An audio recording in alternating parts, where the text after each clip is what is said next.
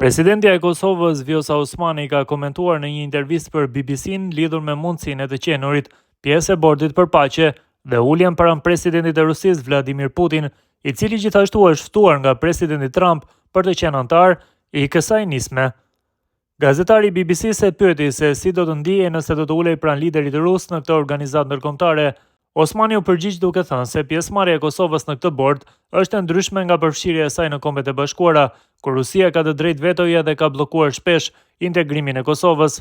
Ne kemi qenë duke u përpjekur të bëhemi antar të Kombeve të Bashkuara për kaq gjatë dhe Rusia na ka bllokuar për shkak të vetos së saj. Në këtë organizatë Rusia nuk ka të drejtë vetoje. Republika e Kosovës është ftuar të jetë antare themeluese, një shtet i barabartë me të tjerët, por ky është një bord për paqe dhe presidenti Putin po ndjek një luftë në një vend evropian. Të gjitha vendet që po e kritikojnë këtë, në fakt janë ulur pranë Putinit në Kombet e Bashkuara, tha Osmani.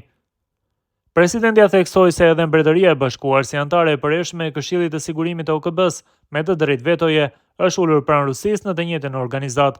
Sipas saj, pjesëmarrja e Kosovës në Bordin e Paqes është një mundësi për të qenë pjesë e vendimeve ndërkombëtare pa u penguar nga vetoja ruse, e cila sipas saj ka kontribuar në konflikte dhe shkatërim, jo vetëm në Ukrainë, por edhe në Ballkanin Perëndimor. Osmani nënvizoi se për Kosovën pjesëmarrja në këtë bord është një hap drejt integrimit ndërkombëtar edhe një mënyrë për të kontribuar për paqen, pa u vendosur në situata që rrezikojnë neutralitetin e vendit ose ndikimin negativ të Rusisë.